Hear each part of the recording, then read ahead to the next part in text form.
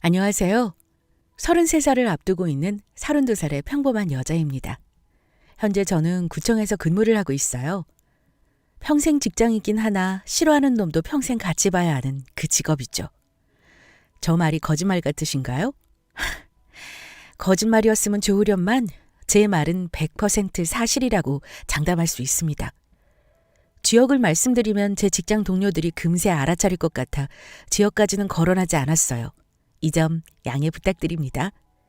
다시 이야기로 돌아가서 저를 괴롭히는 평생 볼 수밖에 없는 그 불편한 직장 동료가 대체 누구이냐 말씀을 드려야겠죠? 그 사람은 바로 파혼을 한 제 전 남자친구입니다. 저희 두 사람은 직장 동료로 만나 연인이 된 케이스였어요.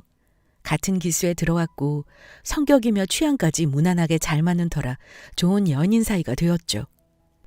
서연 씨는 결혼 안 해? 그 정도 만났으면 이제 결혼할 때 되지 않았나? 그러게 2년이면 만날 만큼 만난 거지 뭐. 석호 씨 그 정도면 무난하지. 원래 자꾸 이거저거 따지다 보면 시기 놓치는 거야. 진짜다. 내가 결혼 선배로서 얘기해 주는 거야. 저희는 2년여 기간 동안 직장 동료들이 인정할 만큼 참 안정적으로 사귄 커플이었습니다. 둘 다 30대 초반이었고 20대는 아니었으니 아무래도 주변에서 결혼 안 하냐라는 말이 슬슬 나오기 시작했죠. 저희 두 사람 역시 이제는 결혼해도 괜찮지 않나 생각을 하고 있기도 했고요. 특별히 사랑이 넘치진 않았지만 그렇다고 해서 매일 서로 죽이고 못 사는 싸움을 하는 커플은 아니었기에 저희는 결혼을 약속하게 되었습니다. 이 사람이라면 결혼을 해도 무난하게 함께 잘 살아갈 수 있을 거라는 생각이 들었거든요. 저는 늘 평범하고 안정적인 삶을 추구해왔기 때문에 나와 비슷한 성향과 생각을 가진 사람을 만나는 걸 우선시했습니다. 그렇기에 나와 잘 맞는 성향, 같은 직업을 가진 그 사람은 저의 결혼 배우자로서 완벽했어요. 하지만 결혼은 집안 대 집안끼리 하는 거라고 무난한 그 남자와 달리 그 사람의 엄마는 제겐 너무 벅찬 사람이었죠. 괜히 가게 바쁘신 시간에 가는 거 아니야? 아니야, 바쁘기는. 지금 가게 한가할 시간이야. 남자친구의 어머니, 저의 예비 시모였던 그분은 한정식집을 운영하셨어요. 맛집처럼 사람이 바글바글 하진 않지만 점심시간 퇴근 후가 가장 바쁜 평범한 매출을 가진 식당이었죠. 가게를 비울 수 없으니 같이 식사나 할 겸 가게로 찾아오라는 예비 시모의 말에 저는 첫 대면을 예비 시모의 가게에서 했습니다. 차라리 가게 쉬시는 날이나 아니면 가게 브레이크 타임 때 찾아뵙겠다고 했는데도 가게를 그렇게나 보여주고 싶으셨던 건지 굳이 영업시간에 찾아오라고 했죠. 남자친구는 불편하게 생각하지 말라고 했지만 그건 자기 엄마 가게니까 그런 거고요. 저는 처음 보는 자리였잖아요. 영업시간에 가서 괜히 일하시는데 방해되는 건 아닐까 별의별 생각이 다 들어 약속 그날까지도 마음이 심란했습니다. 괜히 죄송스러운 마음에 선물까지 바리바리 챙겨서 들고 갔네요. 지금 생각해보면 그 선물을 당장이라도 회수해오고 싶은 마음뿐입니다. 그 돈으로 우리 엄마 아빠 선물이나 더 사드릴 걸 하고 말이죠. 어서 오세요. 몇 분이세요? 이것 봐. 내가 가게 바쁘실 것 같다고 했잖아. 아, 진짜. 역시나 제가 남자친구와 함께 시모 가게를 방문했을 때는 정신이 하나도 없었어요. 시간대가 애매하긴 했지만 딱 그 시간부터 직장인들이 퇴근하고 나서 아니면 가족들끼리 저녁 식사를 할 타임이었거든요. 남자친구도 그 정도일 줄은 자기도 몰랐던 건지 당황한 눈치였습니다. 시어머니가 될 남자친구의 엄마는 저희 얼굴도 제대로 보지 않은 채 몇 분이시냐 예약하셨냐 정신없어 보였죠. 엄마! 그때 남자친구가 시모를 큰 소리로 불렀고 시모는 그제야 저희 얼굴을 바로 보았습니다. 어머! 아, 왜 이렇게 늦게 왔어? 아니, 바쁜 시간 아니라고 했잖아. 예약도 없다고. 서연이 처음 보는 자리인데.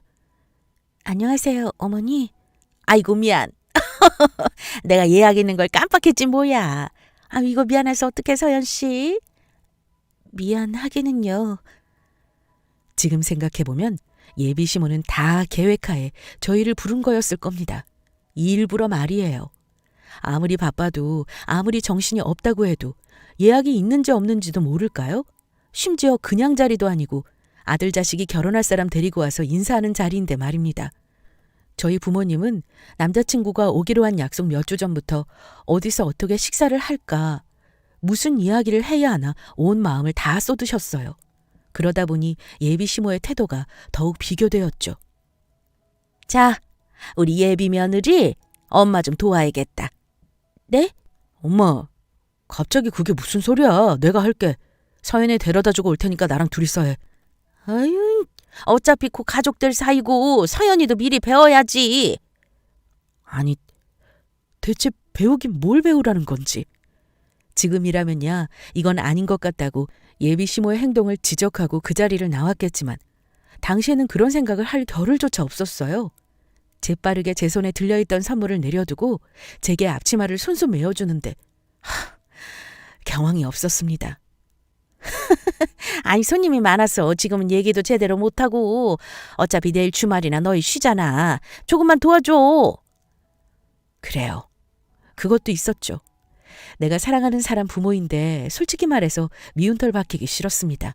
예쁘게 보이고 싶었어요. 그게 참 멍청한 행동이었죠. 예, 서연아, 매화방에 단호박죽. 네? 아, 네. 살살 웃으며 부탁 좀 한다던 모습은 온데간데 없고 예비 시모는 저를 무슨 일당 받고 온 아르바이트생 대하듯 했습니다. 소리도 질렀어요. 빨리빨리 테이블 빼라고 말입니다. 남자친구는 제 눈치를 보느라 정신이 없었고요. 무거운 것은 자기가 들겠다고 하며 들고 가는데 그것도 짜증이 났습니다. 아유, 고생했네.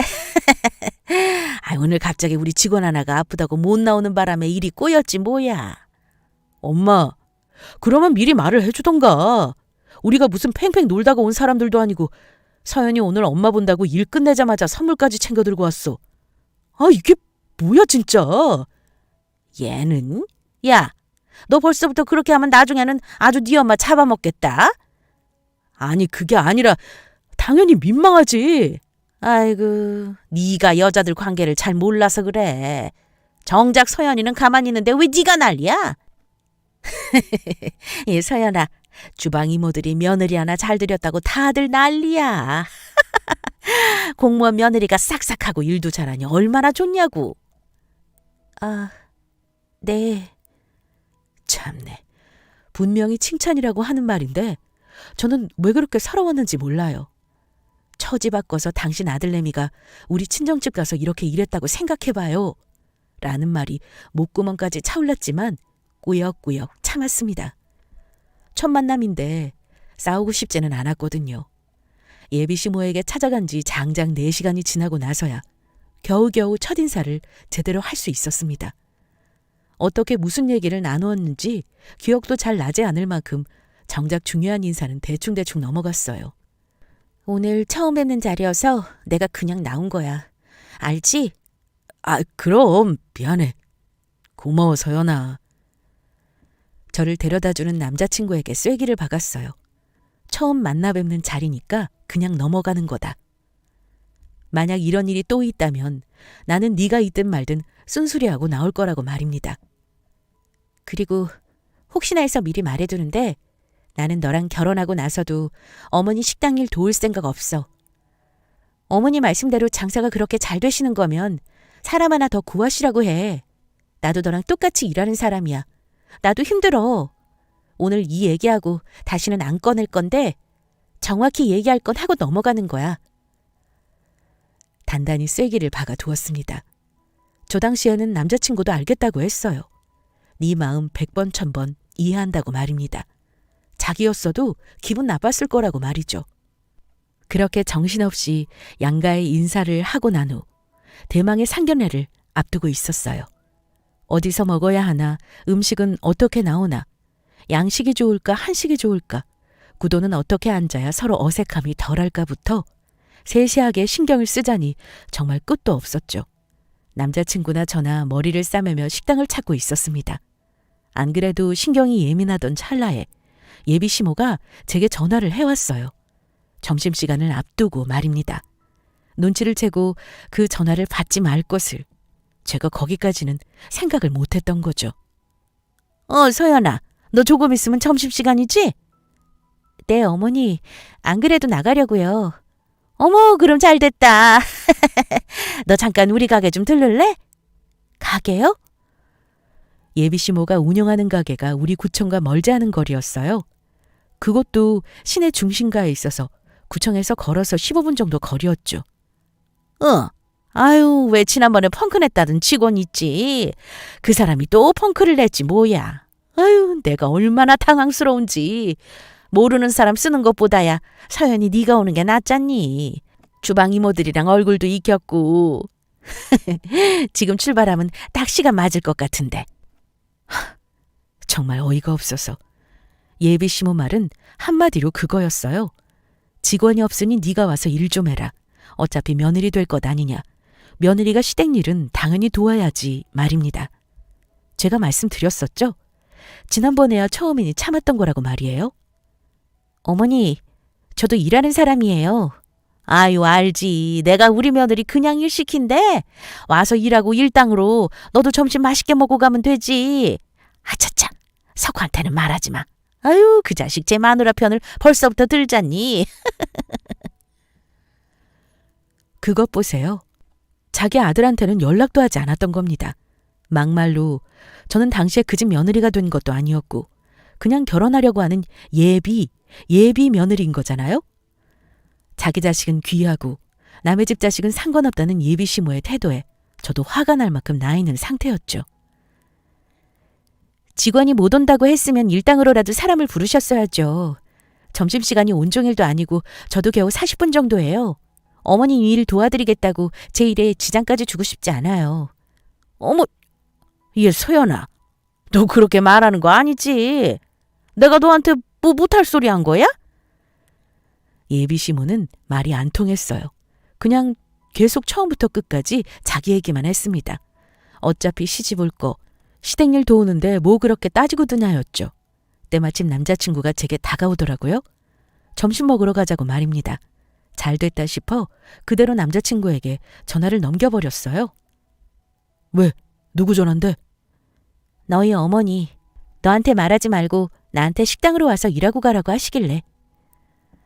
남자친구는 제 말을 듣고 깊게 한숨을 내쉬었습니다. 제 전화를 받아들고는 한참 동안 밖에 나가서 통화하더라고요. 10분쯤 지났을까요? 다른 직원들 눈치도 있고 해서 왜 안 들어오나 밖으로 나갔더니 단단히 화가 나 있더군요. 그러니까 엄마! 처지 바꿔서 생각해보라니까. 서연이 부모님이 장사하시는데 나한테 갑자기 전화해서 점심시간이고 뭐고 너는 우리 집 사위 될 거 아니냐. 와서 일해라. 내 딸내미는 힘들어서 안 되니까 너만 와라. 이렇게 하면 좋겠어? 아니 대체 왜 그래? 왜 또 아빠 얘기야? 누가 엄마 나 고생하면서 키운 거 모른대? 그건 그거고. 아 됐어. 어쨌든 나 결혼 파토나는 걸 보고 싶지 않으면 진짜 그만해. 그렇게 남자친구가 난리를 치고 나서야 예비 시모는 제게 어떠한 연락도 하지 않으셨어요. 그날도 제게 사과를 한 건 예비 시모가 아닌 제 남자친구였습니다. 자기가 정말 미안하다면서 2번 다시 이런 일 없을 거라며 제게 죄인이 된 것 마냥 연신 사과를 했어요. 예비 시모는 최악이었지만 그래도 남자친구가 제 옆에서 든든히 막아주는 모습에 결혼에 대해 흔들림은 없었습니다. 적어도 상견례를 하기 전까지는 말이죠. 크나큰 사건이 2번이나 지나고 상견례 날이 코앞으로 다가왔어요. 그때가 한창 결혼 시즌인 것인지 마음에 들어서 연락하는 식당마다 저희가 가려는 시간에는 예약이 꽉 차 있는 거예요. 어떻게 해야 하나 막막하던 그때 예비 시모가 연락해 온 거죠. 물론 제가 아닌 제 남자친구에게 말입니다. 상견례 우리 가게에서 하면 어떠냐고 하시는데? 상견례를? 나는 좀 그런데. 가게에서 하면 어머니도 가게에 신경 쓰시느라 불편하실 것 같기도 하고. 아무래도 그렇지. 내가 일단은 그럼 엄마한테 우리가 다른 곳 더 알아본다고 할게.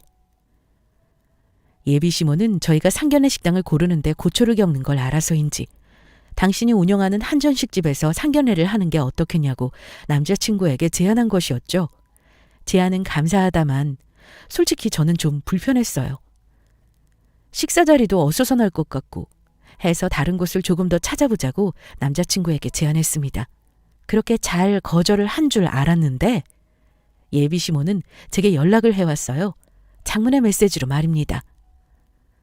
서연아, 네가 나한테 어떻게 마음이 상했는지는 모르겠다만 나는 너희를 생각해서 우리 가게로 오라고 제안을 한 거였어. 사돈될 분들께 제대로 된 음식도 대접해드리고 싶었고 가게도 보여드리면서 따님 고생 안 시킬 정도의 능력이 된다고 보여드리고 싶었다. 나는 좀 서운하네. 서연이가 며느리가 된다는 생각에 나 혼자 들떠서 가족으로 대한 건가 싶고 어쨌든 다시 한번 생각해보고 석호 통해서든 나한테든 연락 좀 줘라. 아니, 저렇게 얘기하는데 어떻게 거절하겠냐고요. 예비시모는 구구절절 제가 나쁜 사람인 것처럼 당신은 온전히 선량하고 좋은 뜻으로 제게 제안을 한 건데 네가 거절을 하다니라는 의도를 내비치는 내용을 담아 연락을 해왔습니다. 어떡해요. 결국 예비시모의 한정씨 집에서 상견례를 하게 되었습니다. 그게 제 일생일대의 실수이면서 가장 잘한 일이라고 할 수 있겠네요. 예비시모가 어떤 사람인지 정확히 알 기회였고 동시에 남자친구와의 이별이 된 계기였으니 말입니다. 아유, 이게 뭐라고 이렇게 떨려? 아이고 이 사람아, 누가 보면 당신이 결혼하는 줄 알겠네. 당연하지. 하나밖에 없는 딸내미 시집 보내는 건데 첫인상이 가장 중요한 거야. 사돈도 사돈인데 우리 딸 고생 안 시키려면 첫인사를 잘해야지. 대망의 상견례 당일, 저희 부모님은 저보다도 더 긴장하신 상태였어요.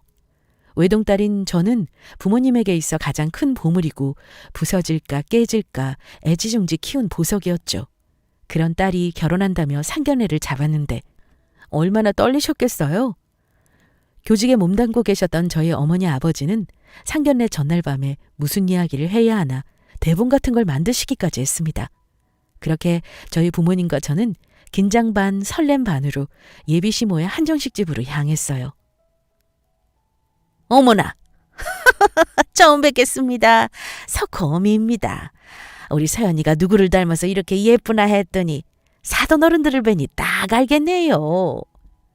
아이고, 우리 딸아이를 예쁘게 봐주셔서 감사합니다. 저희야말로 석호가 어떻게 이렇게 반듯하게 자랐나 했더니 사부인 덕이었네요. 초반의 상견례 분위기는 나쁘지 않았어요. 인사치레였지만 서로 덕담도 나누고 이렇게 훌륭한 딸, 아들을 키워주셔서 감사하다. 얼마나 고생이 많으셨냐.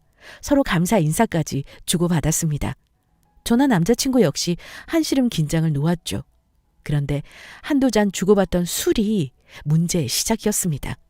정확히 얘기하자면 예비시모의 본색이 드러난 게 문제였죠. 웃음소리가 점점 커지기 시작하더니 예비시모는 첫 만남에 선을 넘는 말들을 하기 시작했습니다. 사돈, 제가 오늘 준비한 음식이 다 얼만 줄이나 아세요? 예?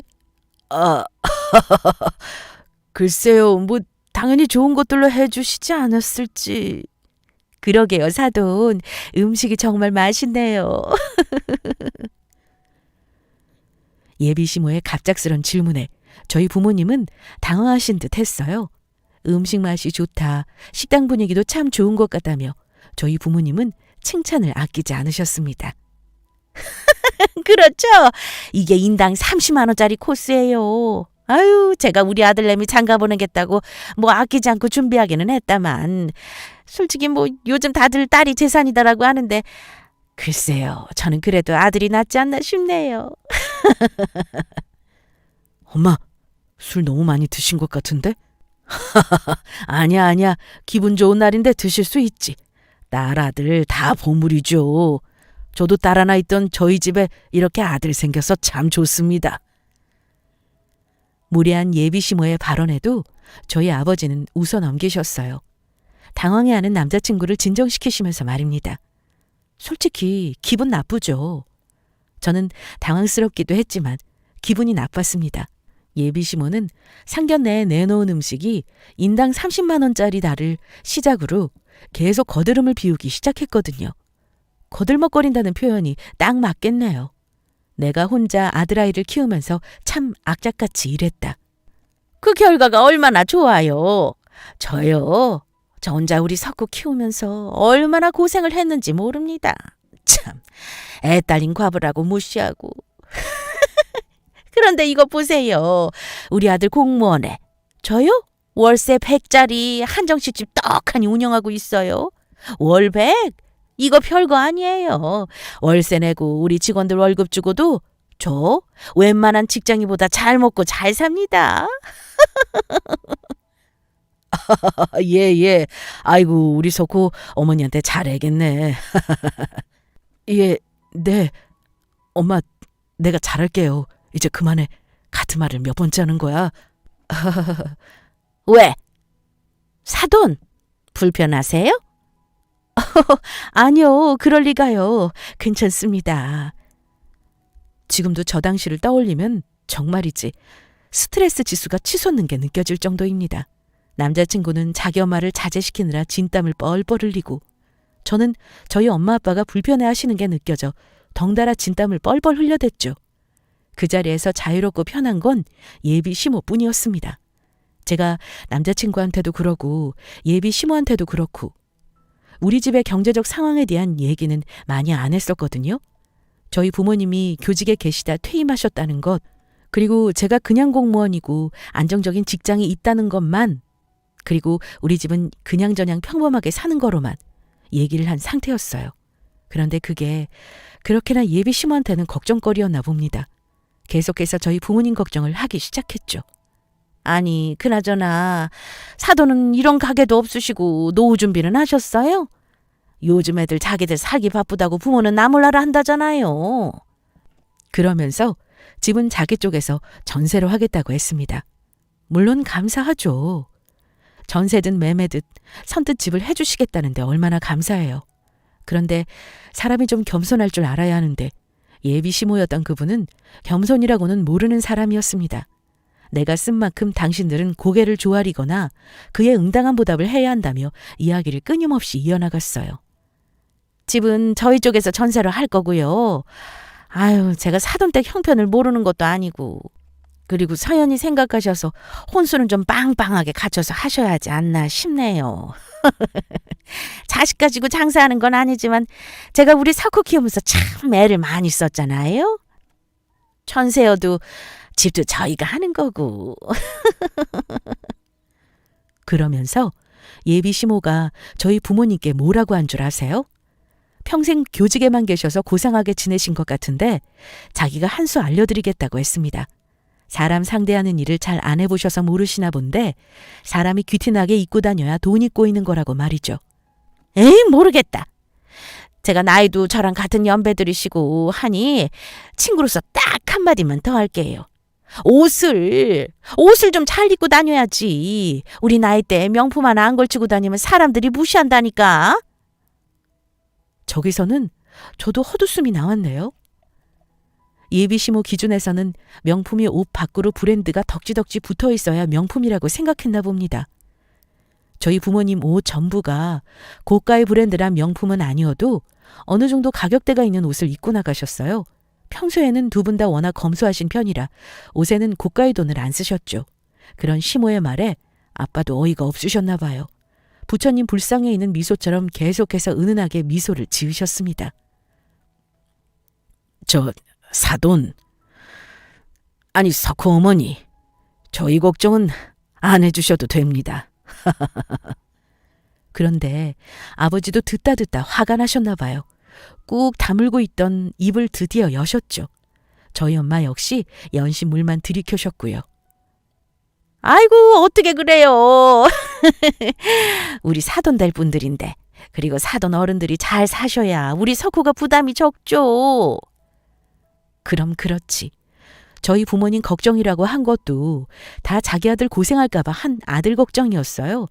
그쯤 되니 저는 우물쭈물 어찌할 바를 모르는 남자친구 꼴도 너무 화가 나기 시작했습니다. 눈짓으로 네가 어떻게 좀 해봐라라고 신호를 줘도 몰라요. 그저 나도 어떻게 해야 할지 모르겠어라는 태도를 보였죠. 글쎄요. 석호가 고생할 일은 없을 것 같은데 저기 사연역에 있는 상가 있죠? 그 3번 출구 앞에 커피숍이랑 빨래방 있는. 아, 알죠. 거기 거기 건물주만 놓아놨죠. 아유, 우리 사돈도 그런 건물 하나 딱 있으면 좋았을 텐데 저처럼 가게를 크게 하시는 것도 아니고 연금으로 어떻게 사신대요. 그러게요. 그게 저희 거예요. 카페에 있는 그 건물이랑 빨래방 건물 2채요. 월세로 3천 정도 나오는데 안 그래도 저희 안사람이 심심해해서 거기에 가게 하나 자그맣게 해주려다가 괜히 우리 마누라 고생시키는 것 같아서 그냥 편하게 놀러 다니자고 했습니다. 저 소리는 저도 처음 듣는 소리였어요. 아무리 자존심이 상해도 그렇지 아빠가 너무 무리수를 던지시는 게 아닌가 하는 생각이 들었죠. 그 건물이 5층짜리 주상복합이었거든요. 저는 부모님이 그곳에 있는 원룸 중 하나를 임대받으신 거로 알고 있었어요. 왜 그런 거 있잖아요. 건물 내 세대를 분양받아서 또 임대하는. 저는 그런 것인 줄 알았습니다. 제가 우리 딸아이 버릇없게 크거나 돈 귀한 줄 모르고 클까봐 일부러 얘기는 안 했어요. 아이고 나 참 농담도 잘하셔. 그 건물이 사돈 들 거면 제가 얼마나 좋게요. 그럼 거기에 가게 하나만 하게 해주시든가요. 농담도 잘하시네. 하지만 예비 시모는 저희 아빠 말을 믿지 않으셨어요. 사실 저 역시 마찬가지였죠. 그때 예비 시모의 그 말에 저희 엄마가 핸드폰에 저장된 계약서 하나를 보여주셨습니다. 이번에 새로 들어온 세입자분과 거래한 계약서였어요. 거기에는 건물 명의자 이름으로 저희 엄마 아빠 2분 성함이 적혀 있었죠. 저희가 공동 명의로 해서요. 사돈 말씀처럼 고작 선생일이나 하던 사람들이 어떻게 건물까지 산 건지 저희도 신기하네요. 저희 남편이 워낙 재산 불리기를 잘해서요. 참고 참던 엄마는 예비 시모에게 크게 한 방을 날리셨습니다. 예비 시모는 그 계약서를 보고 나서야 사실이라고 인지를 했죠. 그때부터 술이 깬 것인지 아니면 애초부터 술은 안 취해 있었던 건지 예비 시모의 태도가 달라지기 시작했어요. 어머, 공동 명의를 하셨구나. 아유, 우리 바깥 사돈이 참 생각을 잘하셨네요. 부부가 같이 공동 명의면 아유, 너무 좋으시겠다. 우리 안사돈은 아니 어쩜 그렇게 건물들을 잘 잡으셨어요. 보는 사람이 다 민망할 만큼 예비 시모의 입 바른 소리는 계속되었습니다. 어쩐지 그래서 그렇게 2분 다 부티가 나신 거냐면서 말이죠. 서연이도 너무 곱게 자란 티가 난다. 애가 귀티가 난다는 둥 말입니다. 하지만 이미 배는 떠났죠.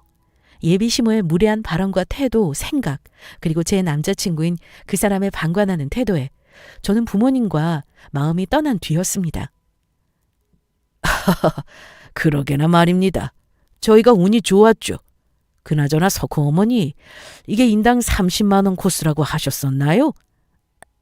네, 인당 30만 원이요. 이건 제가 대접하는 거니 마음껏 드세요. 인당 30이면 참 아깝네요. 네? 이 정도 맛에 이 정도 구성에 이런 실내 정식이면 30은 너무 아깝지 않나 생각이 들어서요. 저도 같은 연배 친구로서 말씀드리자면 이렇게 장사하시다가는 문 닫는 건 시간 문제겠는데요. 좀 쉬시더라도 음식 연구도 다시 하시고 인테리어도 좀 하셔야겠어요. 기분 상하신 건 아니죠? 아니, 아이고 나 참. 저희 아빠는 대놓고 음식 맛이 없고 구성도 별로라고 하셨습니다. 가게 실내 장식도 참 별로라고 말이죠. 주말인데도 이렇게 사람이 없으면 평소에는 직장인들 대상으로만 장사하시는 거냐고, 이래서 유지가 되겠냐고 말입니다. 예비 시모는 저희 아빠의 말에 그저 하, 차, 하 거리며 어이없어 할 뿐이었어요. 자기가 남 지적할 때는 그렇게 고상한 척 유한 척 하더니 막상 자기가 그걸 그대로 돌려봤자 열불이 뻗쳤나 봅니다. 기분이 상하셨어도 어쩔 수 없네요. 솔직히 말씀을 드려야 앞으로도 아드님이랑 둘이서 돈 걱정 안 하고 사실 거 아니에요? 저는 우리 서연이 결혼 못 시키겠습니다. 서연아, 너는 어떻니? 아무래도 네 생각이 제일 중요하니까. 아버님, 아니 장인어른. 저희 부모님은 대놓고 결혼을 없던 거로 하고 싶다고 말씀하셨어요. 그러면서 제 생각은 어떠냐고 제게 물으셨죠. 짧은 시간 동안 참 많은 생각이 들더군요. 남자친구와 함께했던 시간, 그리고 그 사람이 저에게 준 좋은 추억들 말입니다. 그런데 결혼은 현실이라는 생각도 번뜩 함께 들었어요. 내가 과연 저런 시어머니와 저런 남편과 평생을 함께 가족이라는 이름으로 살 수 있을지 말입니다. 저도 결혼 없던 거로 할게요. 미안해, 석호 씨. 나는 당신이랑 당신 어머니 감당 못할 것 같아. 나 말고 조금 더 어머님이 말씀하시는데 순종적이고 바보같이 다 알겠다고 하는 여자 찾아. 있을지는 모르겠지만. 서연아, 너까지 왜 그래? 어? 아니, 얘, 너 지금 뭐 하는 거야? 뭐? 순종적이고. 내가 너한테 뭐 얼마나 그랬다고 너 지금 나한테 이렇게 하는 거니? 그건 어머님이, 아니 아주머니가 잘 아시겠죠. 그리고 제가 충고 하나 드리는데 아주머니 자식 귀한 만큼 남의 자식도 귀해요. 사람 없으면 직원 뽑으세요. 저는 저 말을 끝으로 저희 부모님과 함께 그 자리를 벗어났습니다. 계산은 저희 아빠가 다 하셨어요. 괜히 저런 집안은 이런 거로 물고 늘어질 거라면서 말입니다. 깔끔하게 계산까지 마치고 집으로 돌아오는데 당연히 제 핸드폰은 불이 났어요. 남자친구한테서 오는 전화와 메시지로 말입니다. 잠깐 얘기 좀 하자. 갑자기 이러는 게 어디 있어. 엄마랑은 내가 다시 얘기할게. 등등 구구절절한 메시지를 보내왔죠. 그래요. 막말로 남자친구가 뭐 얼마나 잘못을 했겠어요? 자기도 어른들 대화에 선뜻 끼기도 어려웠을 것이고 난감했겠죠. 어쩌면 예비 시모의 생각에 일부 동감하는 부분도 있었을 테고요. 하지만 저는 그런 예비 시모와 남자친구를 안고 평생 살아갈 자신이 없었습니다. 평생 한 번이 중요한 일인데 흔들리는 마음 때문에 제 인생을 망치고 싶지는 않았어요. 직장에는 내가 얘기할 테니 너는 신경 쓰지 말아라. 힘들겠지만 아무 일 없던 것처럼 지낼 수 있도록 노력해보자는 메시지를 남기고 저는 남자친구의 연락처와 예비 시모의 연락처를 차단했습니다. 24번 안 계시는가요? 24번. 하지만 제가 말씀드렸죠. 공무원 직업이 평생 직장인 만큼 내가 싫어하는, 내가 불편한 동료도 평생 봐야 하는 직업이라고 말입니다. 남자친구와 파혼을 하고도 저와 그 사람은 계속 얼굴을 마주쳐야 했어요. 힘들었지만 그래도 어쩌겠습니까? 일은 일인걸요. 그렇게 파혼을 하고 나서도 질긴 인연은 쉽사리 끝나지 않았습니다. 너 정말 이럴 거니? 우리 석호가 너 때문에 얼마나 힘들어하는 줄 알아? 바로 저희 예비 시모 때문에요. 정작 당사자인 당신 아들은 가만히 있는데 예비 시모는 날마다 구청에 찾아와 저를 괴롭혔습니다. 있는 대로 번호표를 다 뽑아서는 계속 저한테 와서 얘기했어요. 아주머니, 다른 분들은 볼 일 있으셔서 여기 오신 거예요. 이런 식으로 하시면 저희도 어쩔 수 없습니다. 민원 있으신 거 아니면 그만 돌아가 주세요. 이러시면 석호 씨도 불편해요. 아주머니? 너 자꾸 이럴 거야, 정말? 저는 예비 시모였던 그 사람이 제게 얘기를 꺼내고 다시 한번 결혼을 생각해보라는 말에 계속 거절했어요. 그런데도 말은 통하지 않았고 예비 시모는 순찰을 해주시는 분들 손에 이끌려 끌려 나갔습니다. 구민들을 위한 공간이다 보니 그 사람의 출입을 막을 수는 없었지만 제지를 할 수는 있어서 공익 요원들이 참 고생을 했네요. 그런 그 사람의 모습을 보면서 더더욱 전 남자친구와 결혼하지 않기를 잘했구나 확신이 들었습니다. 정말로 자기 아들을 생각했다면 그런 행동을 할 수 있었겠어요? 그런 행동이 자기 아들에게 어떤 영향을 미칠지 조금이라도 생각했다면 절대 그러지 않았을 거예요. 제 전 남자친구는 자기 엄마의 그러한 행동으로 직장 내에서 미운털이 박힌 데다 눈칫밥까지 먹기 시작했거든요. 그런 모습을 보는데 인간적으로 안쓰러웠습니다. 아유, 석호 씨, 어머님이 너무하신다. 자네가 좀 어머니한테 미리 말씀을 드렸으면 좀 좋아. 이게 뭐 하는 짓이야? 여기가 자네 개인적인 일을 끌어들이는 곳이야? 서연 씨는 무슨 죄야? 어? 죄송합니다. 정말 죄송합니다.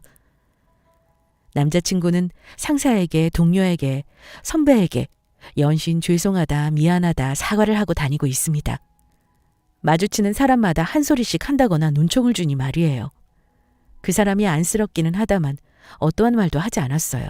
그냥 묵묵히 동료들에게 이렇다 저렇다 할 사정을 얘기해주며 뒤에서라도 그 사람이 덜 미움을 받을 수 있도록 제가 해명을 해주고 있습니다. 그 덕인지 초반보다는 조금씩 직장에서 다시 안정을 찾아가고 있어요. 서연 씨, 그 얘기 들었어? 뭐요? 또 무슨 일 있어요? 아니, 이런 말 해도 되나?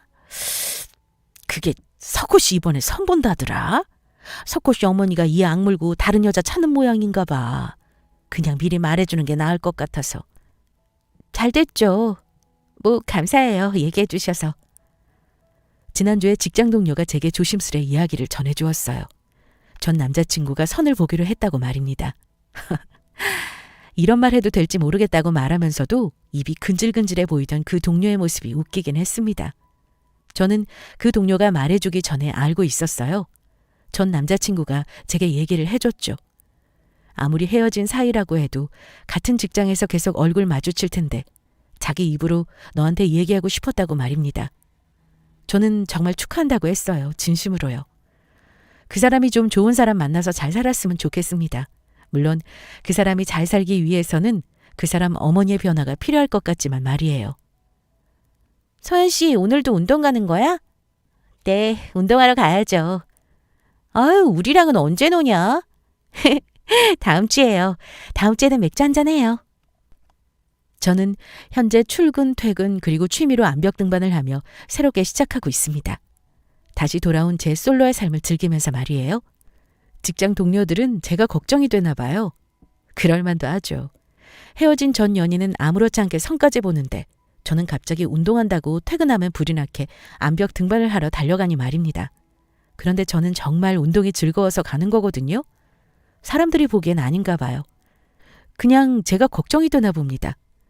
그건 저희 부모님도 마찬가지셨어요. 부모님은 제가 너무 아무렇지 않게 지내니 더 걱정하시는 것 같았습니다. 혹시 우리 애가 억지로 괜찮은 척하는 거 아닌가, 속은 곪아가는 거 아닌가 하고 말입니다. 물론 헤어짐의 상처가 한 번에 낫진 않았죠. 하지만 연인으로서 헤어진 게 이혼보다는 낫다고 생각합니다. 그리고 우리가 만났던 그 시간만큼은 서로가 좋은 추억이었고 힘이 되었으니 그걸로 만족해요. 언제가 될지는 모르지만 저도 좋은 사람을 만나 다시 사랑하고 결혼하는 날이 올 거를 생각합니다. 그날이 언제 오든 건강한 사랑을 하기 위해 저는 지금의 저를 돌보고 사랑하는 데 힘쓰려고요. 자, 여러분, 여기까지가 제가 들려드리고자 한 사연이었습니다. 제 이야기가 어떠신가요? 제가 잘 선택한 것이겠죠? 결혼을 선택하지 않은 건 말입니다. 저는 잘했다고 생각하는데 말이에요. 길고도 길었던 제 이야기를 들어주셔서 정말 감사합니다. 이렇게 글로 적고 나니 한결 더 마음이 가벼워진 것 같아요. 오늘 하루 저의 말동무가 되어주신 여러분들의 하루하루가 행복하길 바라며 이만 글을 줄이겠습니다. 제 이야기를 들어주셔서 감사합니다.